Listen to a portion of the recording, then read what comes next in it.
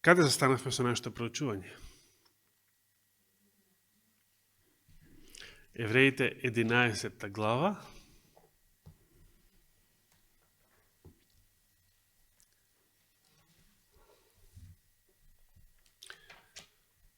Кој стих? Се сеќавате? 8 точно. Јас најавив прво дека ќе навлеземе малку и во 9, но немаше време за него, така што сега ќе почнеме со 9 и 10 стих, за денес 9 и 10 стих од главниот текст, а се разбира ќе се надоврзат тука многу други стихови од други места во Библијата.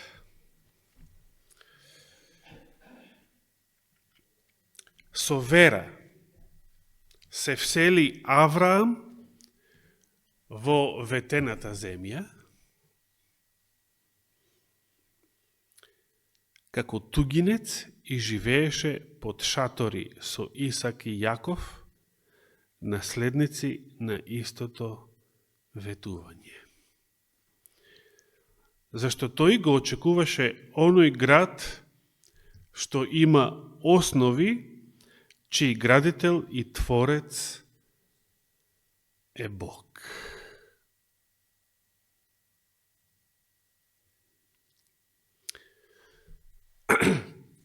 Да се подсетиме од 8 стих, што беше првиот пример на Аврамовата вера, кога беше повикан да ја напушти цивилизацијата, послуша и тргнал, не знаејќи каде оди. А сега со вера се всели. Сега сакам ова малку да обрнеме внимание во што се состои оваа вера, што е сега тука, зашто тука било потребна вера.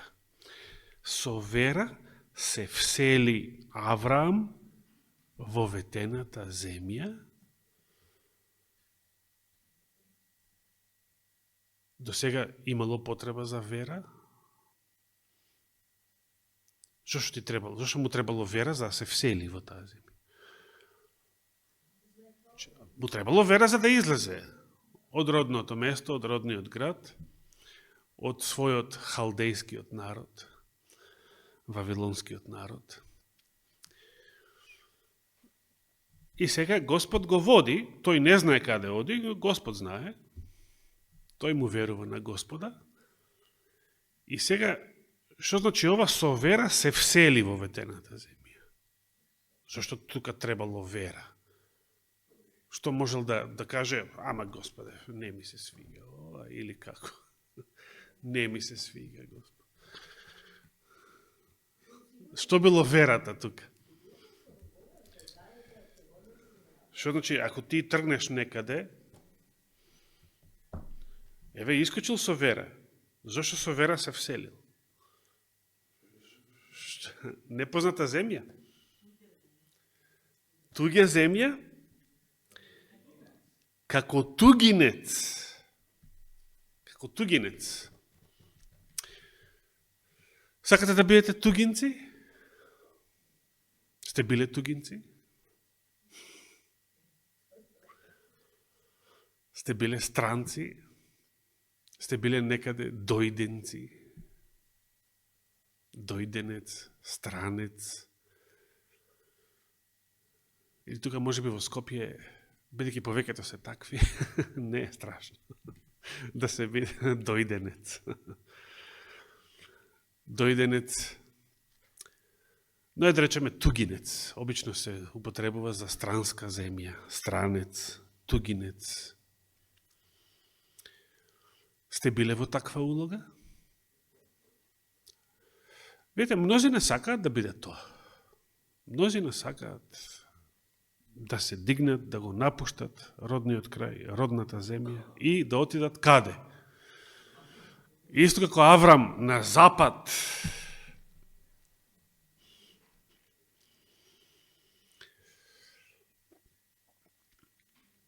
И да бидат таму тугинци. Да бидат мигранти. Сакате тоа? Цеце, како се чувствуваш ти? Мигрант? Од туѓа земја? И како беше таму? Како тугинка? Така да се изразиме. И се вративте тука. Сега се вративте тука.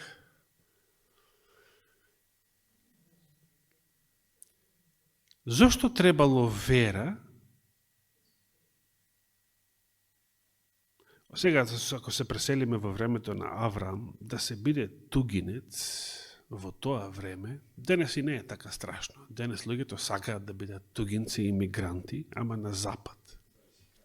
Да. Само Ротшилд го напушти Лондон пред 5 години и отиде во Шангај, се пресели на исток. Обичните смртници ќе бегаат од исток на запад. Така сакаат да бидат мигранти. Кој од нас сака во Кина да иде? Копне е некој во Кина да се преселиме. Кина е сега водечка економија, Кина е ова, Кина е водечка технологија во светот. Зошто не добиваме желба и да отидеме во Кина? Зошто не гледаме реклами за Кина? Па да еве дури за Јапонија, да. Познавате луѓе што копнеа да се преселат во Кореја, ако не во северната, барем во јужната, во Јапонија, во Кина. Не. Се уште е интересен Запад за мигрантлукот. Ама Запад пропаѓа. Ево го пред наши очи пропаѓа. И економски слабе. И политички, и секако. Морално. Воено. Се разбира, не може со домјани војска да правиш. Во времето на Авраам, да се биде тугинец, и не само во било кое библиско време, да се биде тугинец, тоа било опасно. Опасно. Ако не живееш во својата земја, ако си тугинец, ти си кандидат како прво да станеш роб, нечи роб. Ако не си, бидејќи робовите секојаш биле некои од други места, најчесто воени заробеници, не биле робови, не постоеле домашни робови од својот народ, од својата нација. Но и да не си бил роб, еви да си бил многу имотен, да се биде тугинец во било која странска земја е опасна работа. Верата во случајов не е самото вселување, туку целиот живот што го проживеал во ветената земја, како тугинец. Значи, Господ на Авраам му ветил земја и сега во ветената земја он живее не како домакин, туку како тугинец, како да го разбереме ова. Зошто така? Така читавме, нели? Со вера се всели Авраам во ветената земја како тугинец и живееше под шатори со Исак и Јаков, наследници на истото ветување. Што му ветил, да се сетиме, што му ветил Господ на Авраам? Во што се состои ветувањето? Еве, стихот од Галатјаните. Ако сте Христови, 29-тиот, последниот, тогаш сте што? Прво што сте? Ама не, за да бидеш наследник, прво што треба да бидеш? Чеда Авраамови. Без тоа ќе бидеш наследник? Не може. Како Горица не си наследник. Само како ќерка Авраамова си наследник.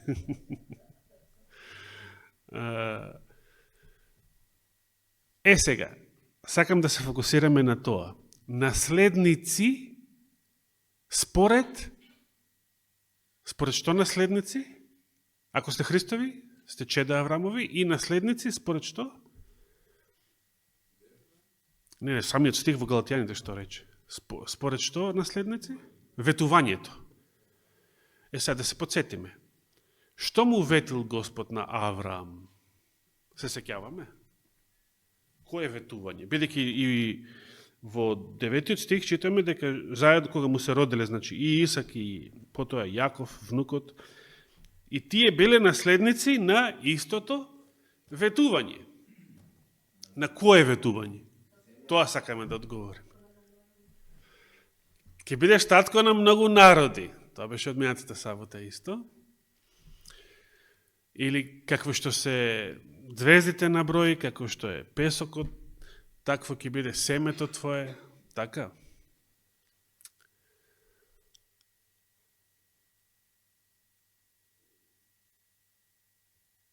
Сега ќе ви кажам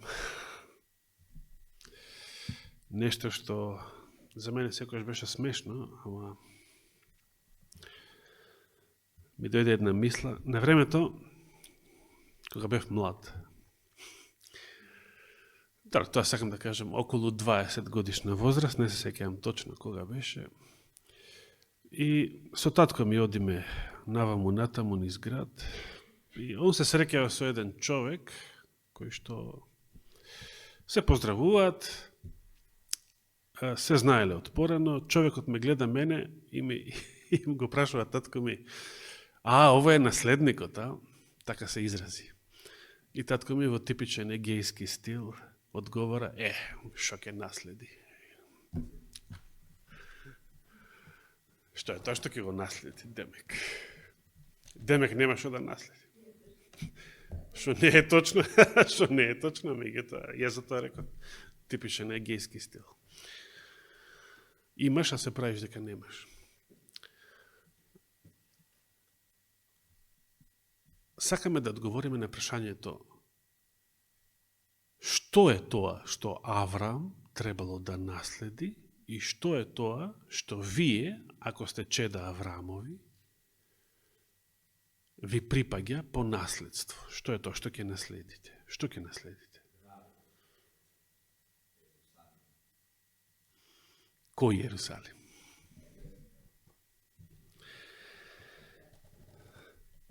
Тоа го читаме во 10 стих. Значи, цело време во ветената земја живеат и Авраам, и Исак подоцна, и Јаков, како што? Како тугинци.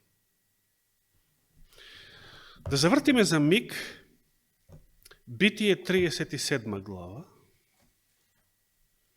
прва книга Мојсеева, 37 глава,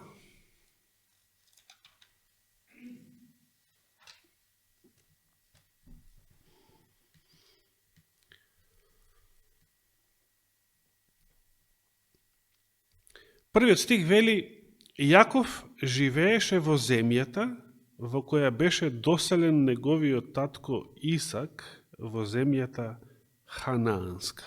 Како велат вашите преводи? Исто? Како странци, значи, како придојдени или како тугинци. Всушност, Аврам бил тој што бил доселен. Исак каде се родил? Да отвориме во 47 глава од истата книга, прва книга Мојсеева или Битие, 47 глава. Да го прочитаме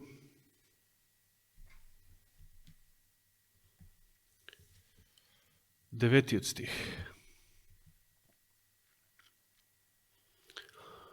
Во 8 стих, интересно, фараонот го прашува Јаков, колку години имаш? Или фараонот, царот египетски, така.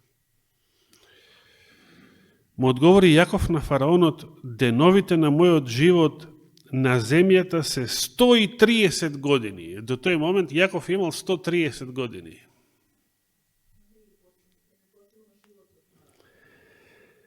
И што вели? Малку се. 130 години малку му беа. Сакате да доживеете 130 години? 120 години сакаш да доживееш? Мојсеевите години? Не? 100 години сакаш да доживееш? Ни 100 не сакаш? И шо, сакаш да умреш? Шо?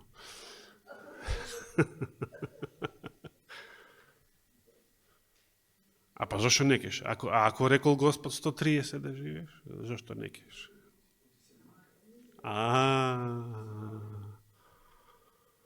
Или според онаа поговорка, како беше,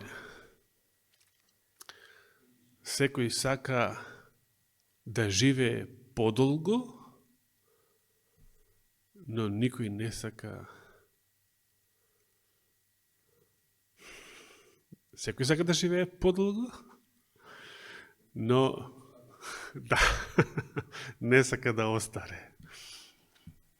И па сега како да му го најдеш крајот. Или никој не сака да умре млад, значи сака да живее подолго, ама не сака да остаре. Јаков за тие 130 години негови рече малку се.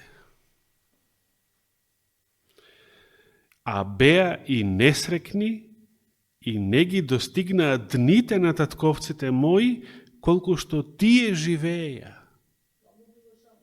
Колку живееше Аврам? Се сеќаваме? 170 или 175, мислам. Да. Исак 180. Значи, кога Јаков бил на 130 години, за да го ја достигне возраста на својот татко Исак, требало да поминат уште 50 години. Замисли.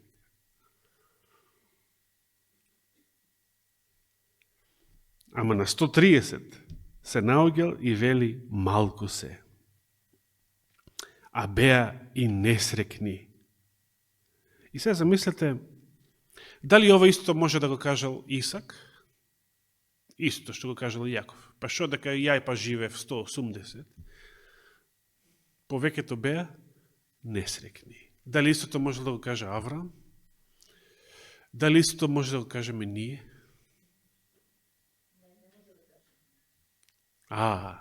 Зашто? Повеќето години на земјава ти беа срекни тебе?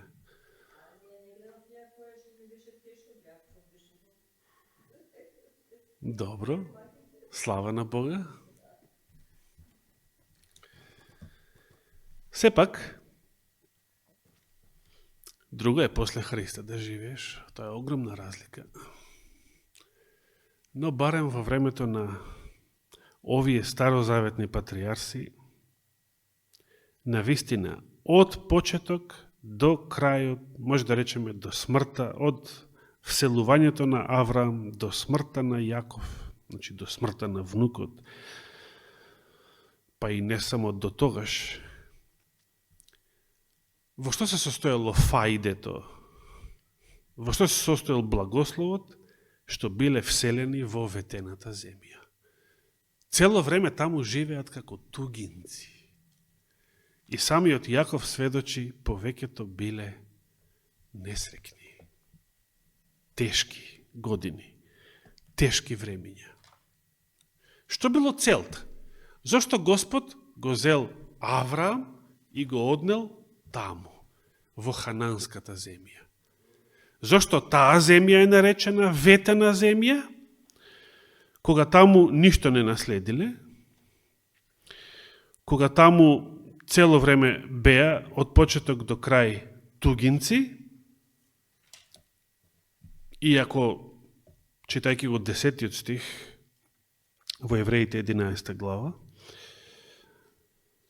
ако тој чекаше и се надеваше на град, каков град, зашто тој го очекуваше оној град што има основи, чиј градител и творец е Бог. Значи, ако Бог нешто не изградил, ако Бог нешто не гради, тоа е без основа. Според ова. Ако Господ не го дзида домот, рече псалмистот, џабе или залудно се мачат градителите, дзидарите. Сега слободниве дзидари ја дзидаат новата вавилонска кула, новиот светски поредок.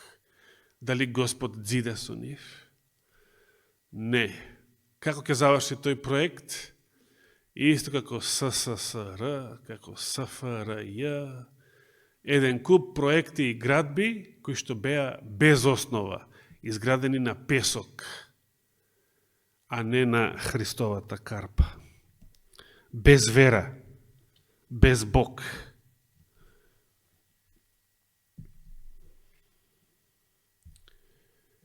Па сега, ако Авраам се надевал на небесниот град, на новата земја, па зошто старава хананска земја е наречена ветена земја? Зошто воопшто бил преселен таму? Која била целта? А тоа веќе го кажавме и минатата сабота. Во склоп на одговорот дека ќе биде татко на многу народи. И во склоп на одговорот дека Авраам, таткото на многу народи, таму во ветената земја, од него требало да произлезе еден народ, наречен избран народ, и од тој народ, заради што избран, од тој народ да произлезе пак кој? Да, ветениот Спасител.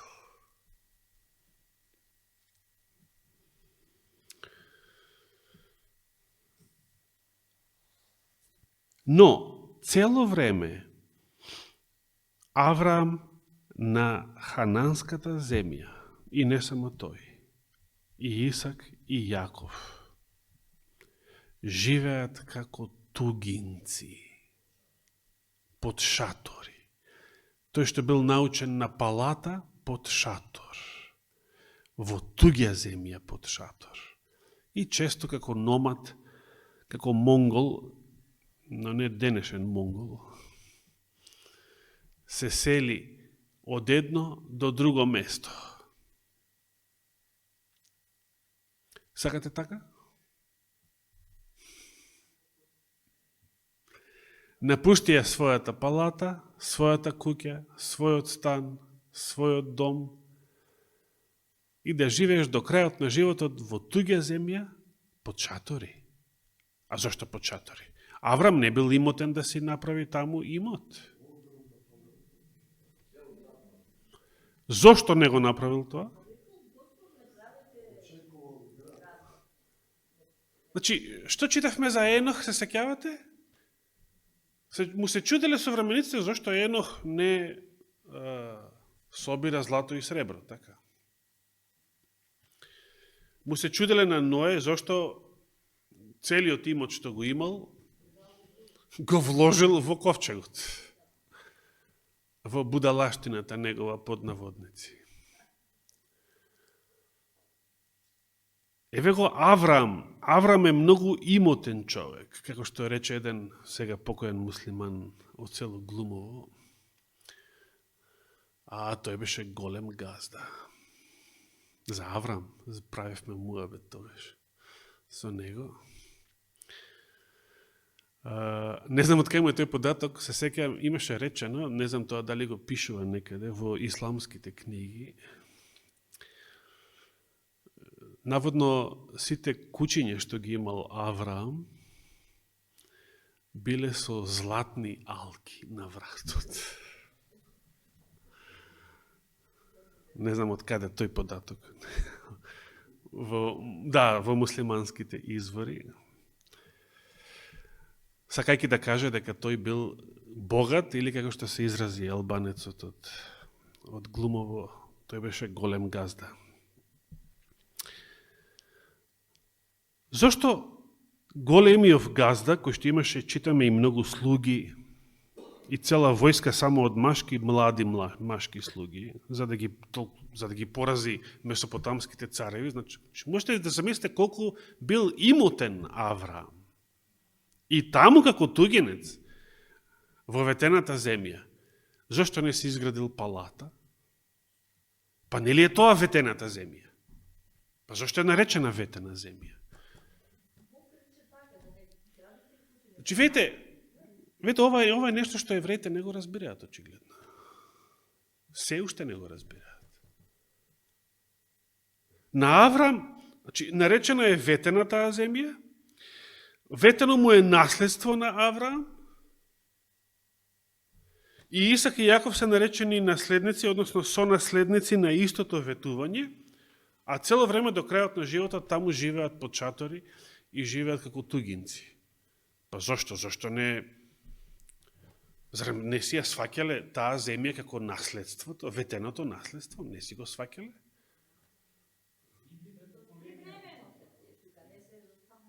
Токму така. Аврам и Исак и Јаков, најголемите еврејски оци, својот живот во хананската земја го сватиле како привремен престој. Ама тоа беше ветената земја. Ама тоа беше земјата на ветениот, на избраниот народ што ќе потекне од нив. И сепак што е проблемот? Единствената цел зашто требало да постои избран народ, не, како што рече еднаш Рејде Карло, Господ не го повикал Авраам од халдејската земја за да направи нова националност.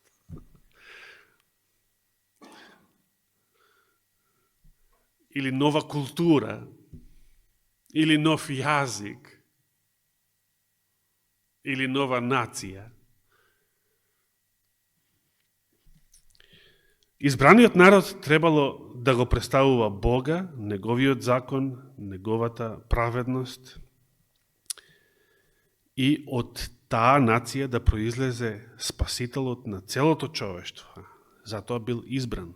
Без Месија, без спасителот, нема смисол ниту ветена земја, ниту земскиот Ерусалим, ниту избраната нација, избраниот народ, ништо од сето тоа без Месијата. Месијата е фокусот и целта на сето тоа. А самата земја не била наследството. Хананската земја, наречена ветена, не била наследството. Може се рече дека таа е ветената земја, бидејќи таму ќе почива и небесниот Ерусалим, на новата земја, но во овој свет, хананската земја во овој свет, тоа не било наследството. Тоа не било ветувањето. И Авраам знаел, можел, тоа се гледаме ги редови, можел да ужива во хананската земја, да гради палати, да стекнува голем имот, уште поголем, земја, сепак не вложувал, очи освен во говедата, во добитокот, не вложувал во земја, во недвижности и не градел палати, туку живеел во чатори. Зашто тој го очекуваше оној град што има основи, чиј градител и творец е Бог. Аврам бил многу богат човек, но Аврам не се спасил низ иглени уши. Затоа што, видите, многу богат човек, а не се надевал на своето богатство. Не се надевал на својот имот. Го очекувал исполнувањето на Божјето ветување. Градот, вечниот град, чијшто дзидар и творец е Бог.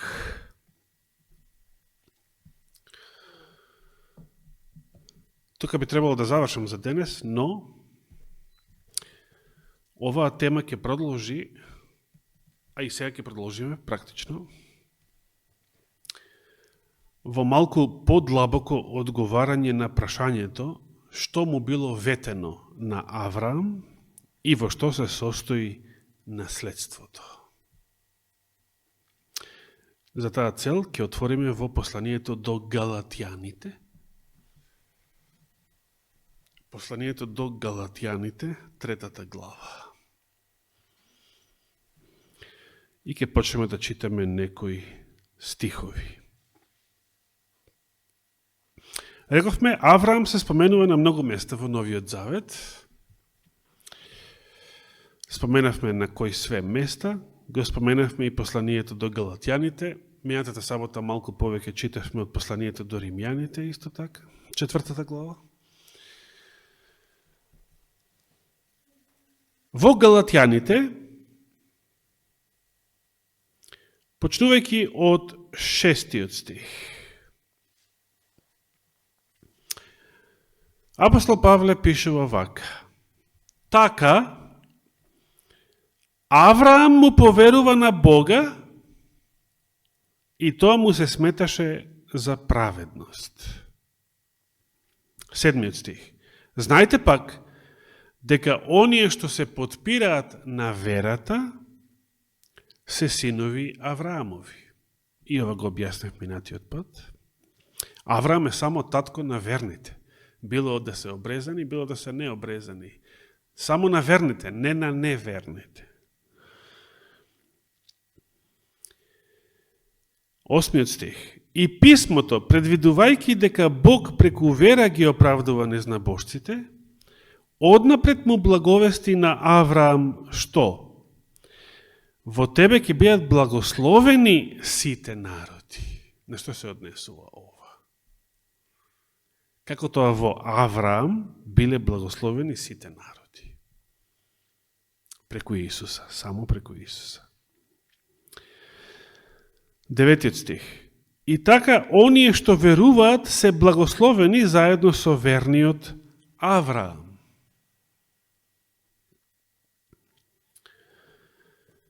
Десетиот стих па вели, а оние што се од делата на законот, подклетва се.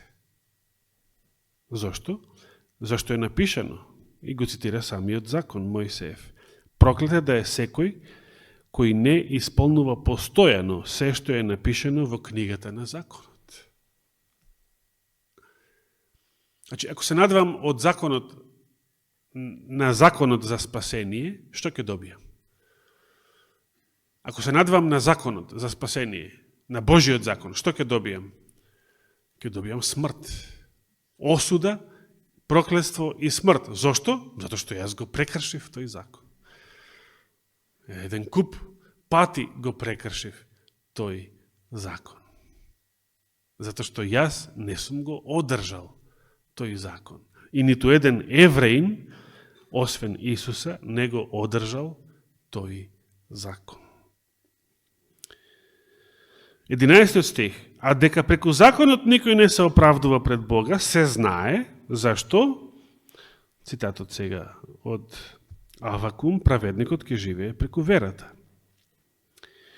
А законот не е од верата, току зборува кој ќе ги исполни овие работи, тој ќе биде жив преку нив. Во тоа се состоеше благословот на Стариот Завет. Но сега не ни е тоа темата, па нема да го објаснувам ова, зашто така напишал. Христос не откупи од проклетството на законот, откако поради нас стана проклетство, бидејќи е напишано секој да е проклет што виси на дрво. Се се ова цитати од Мојсеевиот закон.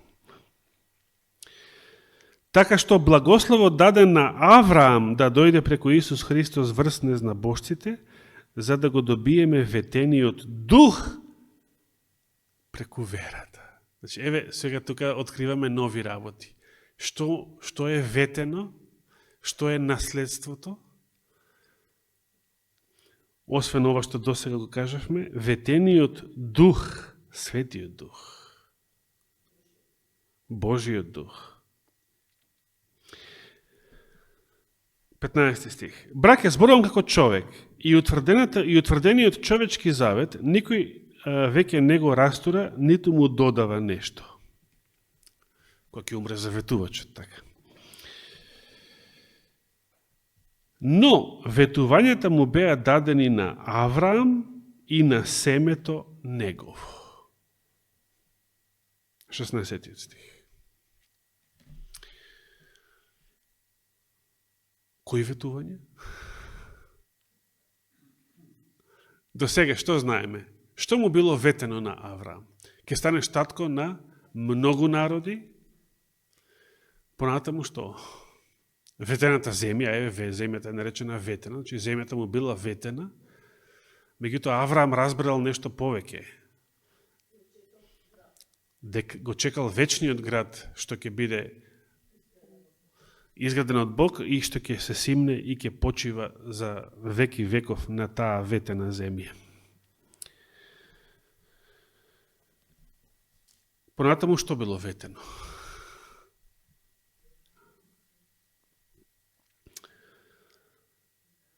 Вечниот живот, спасението, праведникот преку верата ќе биде жив. Авраам му поверил на Бога, тоа му се засмета за праведност. Праведност зашто? За вечен живот. За спасение, за вечен живот. Само праведниците ќе бидат спасени. Но тоа не значи луѓе што никогаш не сгрешиле, туку луѓе што поверувале во Спасителот, во безгрешниот.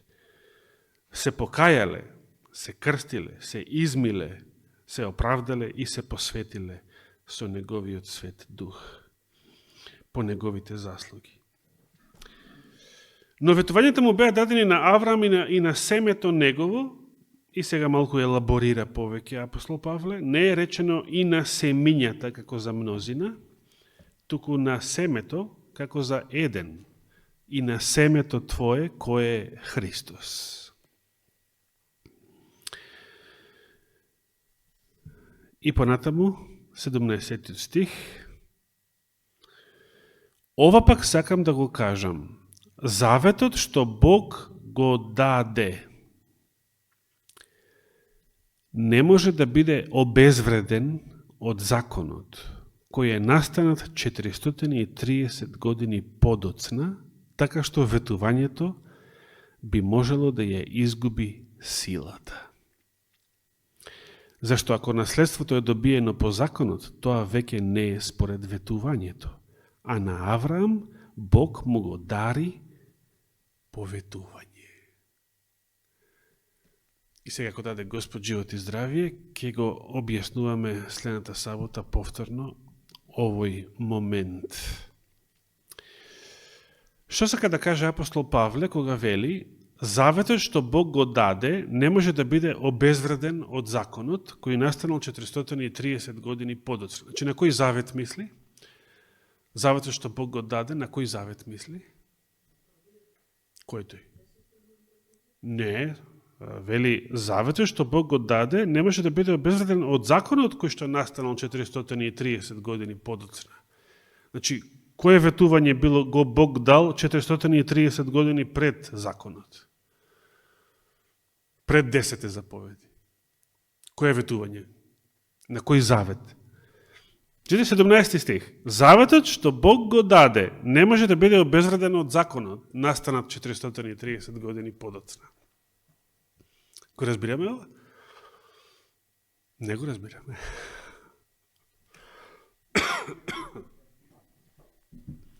Што вели Константинов?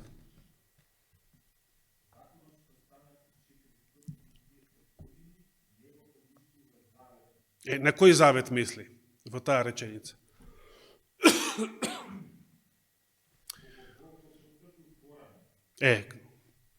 Значи, некој завет што бил порано пред законот, 430 години пред законот. На кој завет мисли? 17 стих. Како? Не слушнав. Добро. Ако даде Господ живот и здравие, проучете. И следната сабота ќе одговорите на прашањето. Може така? Нека му е фала и слава. Амин.